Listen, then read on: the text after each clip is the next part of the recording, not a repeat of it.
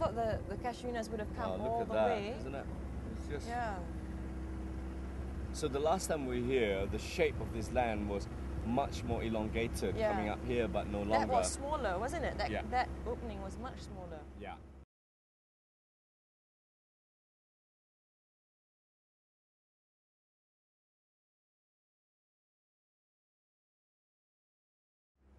Yeah, the opening was smaller, but you know, it just keeps shifting, right? See, the island's gone. There used to be an island here. That was lovely, that island. Small island.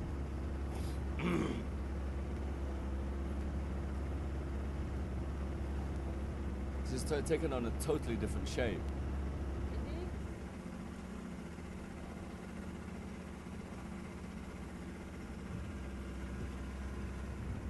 I thought it was going to be completely covered in casuarinas. Actually, there's still a little bit No, of it was. It was right up here, you know. This was before the monsoon, so the monsoon must have taken it away. So the casuarinas have maintained that. Before, there were small ones beginning here. So thank God they took it away, the sea took it away.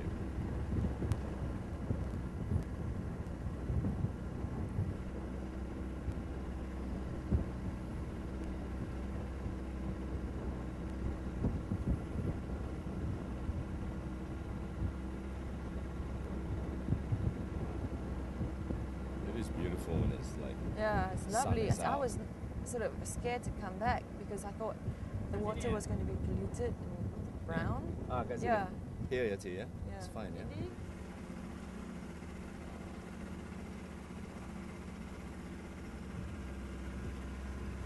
My God, it's so clear.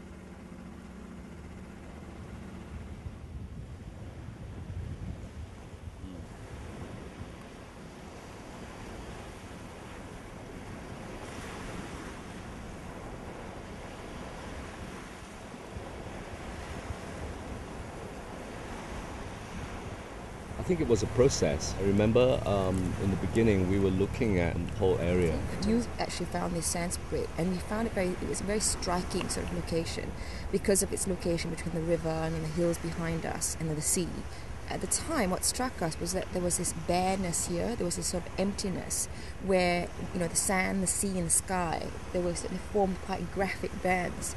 And in a way, they sort of represented the basic elements of landscape, would you say? Yeah, it's just a question of finding the right actual location, which I think we hit upon once we landed on this beach. It's an empty landscape, but at the same time, it was full, but it seemed full and empty at the same time, which is what I loved about it. The emptiness allowed us to, in a way, fill that emptiness with the kinds of things that we wanted to explore. Absolutely. Yeah. At the same time, what we literally saw as emptiness was once a village. It's important, I think, to mention that we gathered from oral accounts, interviews being a big part of our initial research, that a large settlement once existed on this sand spit. The fishing village that grew up spontaneously here was headed by a man called Chet de Ris, and this settlement was so densely populated that a cat apparently could walk from roof to roof without having touched the ground. Here, this river, apparently there were two rivers running side by side, parallel. And then the village actually, Kampung Payang was played an even more important part than Kampung Chet Dres. Yes. Kampung Payang is almost the whole fishing culture, and everything about their lives had to do with fishing. Here, apparently, the river was extremely deep. You had huge, big boats that came here. It was a major fishing town, right? They had their own courthouse, they had their own prison, they had their own schools, but it's all gone. It's all out at sea now. Without the accounts given by these older people and the discovery of the surveyor's map at the Kuala Terengganu land office, the existence of this village could have remained hidden to us. And this past, although now invisible to the eye, it was an important revelation. In fact, its existence helped to encapsulate some of the theoretical ideas that we'd come to appreciate through our reading and through our field work here. And one of the main ideas that I regarded as being relevant to our understanding of our subject was the theory positional tensions functioned at the foundation of of the concept of landscape. These tensions such as place and space, actuality and potentiality, image, representation, were sort of things that we brought into play within the work through the interaction between this main static panoramic view of the sandspit, which spreads out over 3 screens, with the single screen on the left.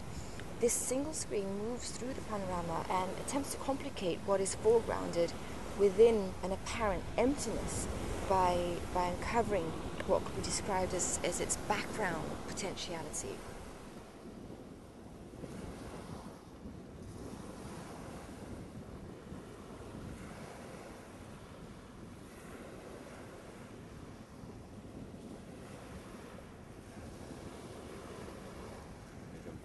One of the things I think is the idea that, you know, as soon as you approach any landscape, it also brings up a lot of questions as to your own cultural experiences, your own subjective experiences. And I think that is, one becomes very much aware of those things. But I think, you know, for the Kampong people, I think the notion or the idea of landscape possibly does not exist because, you know, their experience of the landscape, you know, the idea of landscape, do you think that exists with them?